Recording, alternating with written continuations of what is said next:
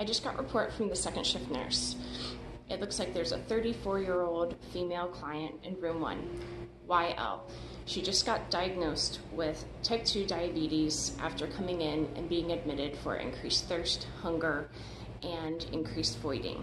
She's had recurrent vaginal yeast infections and has been treating them with over-the-counter meds and still no luck. She's also had gestational diabetes in her past and has history of toe stress fracture. Okay, since you're already in bed, we're going to go ahead and do the head-to-toe assessment. You can stay in there. You look pretty comfortable. I'm going to start off. Let me wash my hands real quick. 20 seconds later. Great. I'm going to go ahead and start with your head. I'm going to put my hands through your hair, see if there's any lumps or any lacerations. Okay, everything feels good. Look inside your ears. They look equal on both sides. Go ahead and look at me. I'm going to check your pupils. Both of them are active and equally reactive to light. Can you go ahead and open your mouth for me? All teeth look intact. I see some cavities in there. Go ahead and shrug your shoulders for me. Okay, there's equal strength there. All there, I'll go ahead and feel the lymph nodes. Feel anything, go down the spine, everything feels nice there. All right, go ahead and grab my fingers. All right, equal in strength. Go ahead and push down. Now push up. Great. Capillary refill. Looks good. I'm going to go ahead and take your blood pressure and listen to your heart.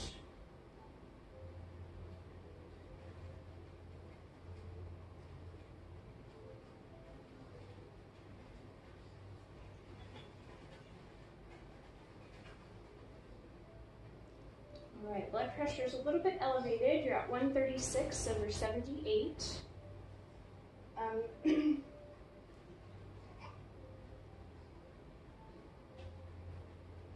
Now let me go ahead and listen to your heart.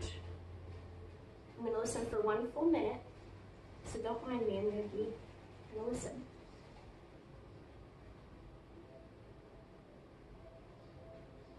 All right, nice strong heart. I'm going to listen to your belly noises. When was your last bowel movement? Okay, great. Had one recently, right after dinner. How are you feeling altogether? I know you had some insulin teachings. Did they do some administration in your abdomen, or did you do it elsewhere? Oh, okay. They put it in your arm. And they told you about all the different sites that you can put your insulin? Okay, great. Oh, well, wonderful. You're going to want to try that in the morning. The self-administration, great, and we'll just give you some supervision and some guidance, and that way when you get discharged, you'll be familiar with that task when you go home. Great. Okay, well, I'm going to finish the rest of the assessment. Since you're already in bed, this is a good time. I'm just going to have you turn over. I'm going to go ahead and listen to your breath sounds.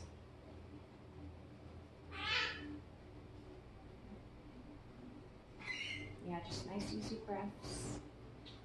Okay, go ahead and turn over on the other side. That way I can get a look on of your back side, and it'll just do a quick flip around. It's nice that you're in bed. Okay, listen. Nice deep breaths. Good. Okay. Great. The client stated that she was an early riser, so I'm going to take advantage of that time in the morning. When I do her finger prick, I'm also going to give her the diabetic medicine teaching, as well as some teaching when it comes to diabetic foods and calcium-rich and vitamin D-rich foods. These all kind of go hand in hand, because you want to stay away from simple carbs and processed food. With osteoporosis, you're going to want to limit caffeine and carbonation, as well as increasing calcium and vitamin D rich foods like cereal, fortified milk, eggs, salmon, sugar-free yogurt to make it diabetic, beans, legumes, tofu, dark leafy greens, almonds. I always suggest to patients that they can get a lot of calcium by making a yogurt shake in the morning. Put some kale or mixed greens or spinach in there with the yogurt and the milk, and they're able to blend it and be able to drink down a lot of that product without having to, manually eat like an entire salad. They can at least get in a lot of greens that way. I'm also going to teach her about the diabetic exchange. There's going to be a recommendation from her doctor about how many carbs is her goal per meal. Sometimes, let's just say 45 grams is going to be the per meal goal for carbs. And so you'd want to break it down into 15 grams per serving. So that would be 3 servings of carbs. I'm going to be giving her a printed list that has the Diabetic Association's exchange foods, listing out those 15 grams of carbs and what they would be per, ounces or cups. Everything's going to be in different measurements because of the amount of proteins, fats, and carbs that are within each food group.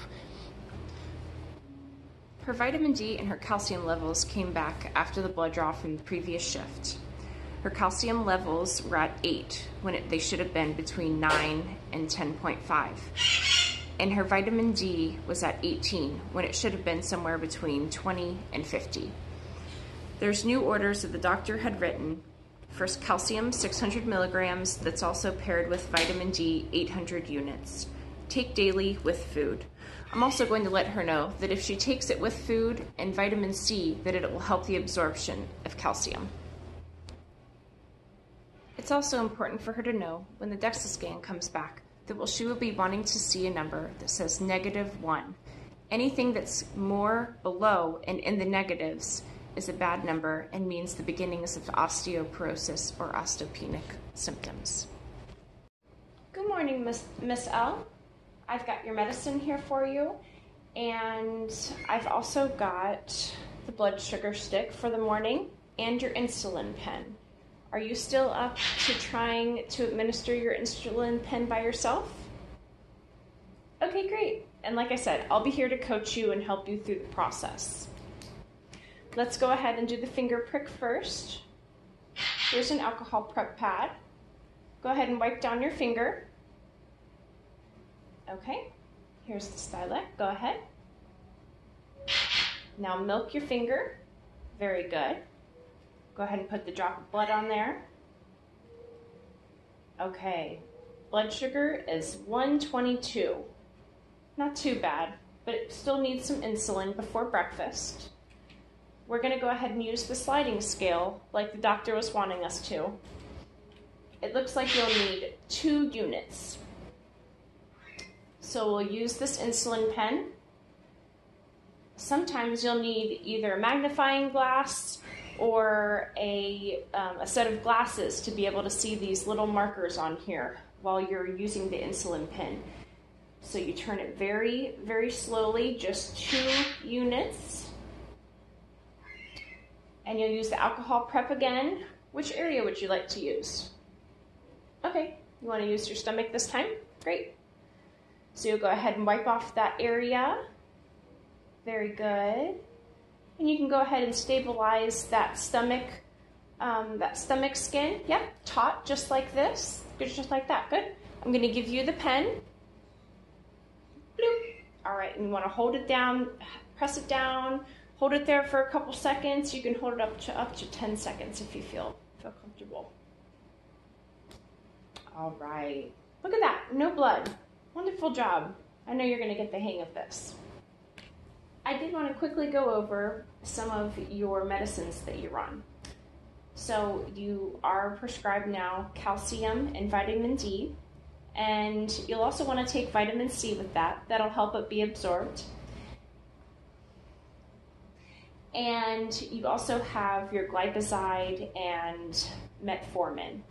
Now, the metformin is not going to make it so that you can eat a bunch of more food. You know, you still have type 2 diabetes as your most recent diagnosis, and your pancreas is having a lot of trouble creating the amount of insulin that's needed to combat all the sugar that's that's in your bloodstream. And so this is really a combination of these two drugs that are going to help the either the amount of insulin increase or, you know, get boosted working, or it's going to help, you know, shield away those glucose and put them into muscle cells, put them into different places. So you need to be looking out for hypoglycemia. So instead of your high blood sugar, you're going to be looking for your low blood sugar as symptoms for the glipizide. And if you're having any tummy upset or feeling any GI symptoms, diarrhea, vomiting, that might be an adverse side effect of the metformin. So make sure you talk to your doctor about that. Calcium and vitamin D, you're just going to want to take an hour before or after any other pill. Take it with food and you'll be good to go. So those are your new medicines that you'll be dealing with. I know that you're feeling a little bit anxious about the tingling and numbness in your fingers and toes, and that is something to be alarmed about. That is a possible symptom of diabetic neuropathy, and there are ways to try to prevent or delay the onset of these symptoms or continue them from getting worse. And the best way that you can do that is by managing your blood sugars on a daily basis. Making sure that you're keeping track of your carbohydrates, you're keeping track of the sugar in your diet, and you're having enough exercise, because that's both going to help your osteoporosis and the beginnings of that and the startings of this diabetic neuropathy. You want to have good foot care. Make sure that when you're trimming your toenails, it's just going to be a straight clip across. You can round off the edges later with a file. But make sure you're checking for sores, you know, and you're constantly keeping track of your foot care. And if anyone is doing foot care for you, that they are a podiatrist or someone who is trained and they know what they're doing. There are a lot of exercise programs that are both going to be great for weight bearing, for the osteoporosis. The more vibrations that you feel in your bones, the more your bones are going to want to regenerate and be stronger because of the more impact that they're getting. You know, so swift walking is a great exercise to be doing. So there are lots of things that you can take charge of, and you know, you're mid-30s. You still have a lot of good tissue, and your body wants to still be strong and still, you know, you've got decades ahead of you. So really try to learn as much as you can, and make sure you follow up with your appointments, and you know, try different things and see what works best for you. In room 1, YL, it's a 34-year-old female. She came in yesterday. It was a good day for her. She's alert and oriented. We're going through diabetic type 2 diabetes teaching with her. She's catching on quickly. She did her own independent administration of the insulin pen this morning. She did it in her abdomen, supervised. She did a great job. She was shown all that yesterday, as well as taking her blood glucose.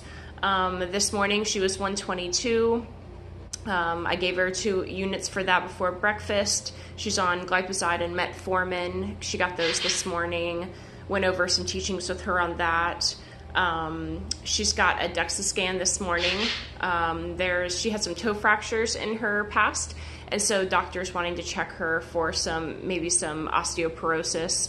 She did have low vitamin D and low calcium, so the labs came back from those. They were just slightly under, so she is on calcium and vitamin D daily also. So it'll probably be a pretty easy day for you. Yesterday was her last BM.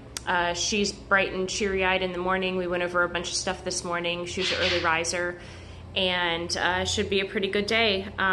We'll just, after she gets that DEXA scan, she'll know what to do from there, but I'm guessing that everything else will kind of fall into place with the osteoporosis, the fungal infections, the high blood sugar, and even her neuropathy symptoms. I went over some of that teaching with her too. So she's got lots of tools, lots of resources. We'll see if she can get it under control herself. Okay. Thanks.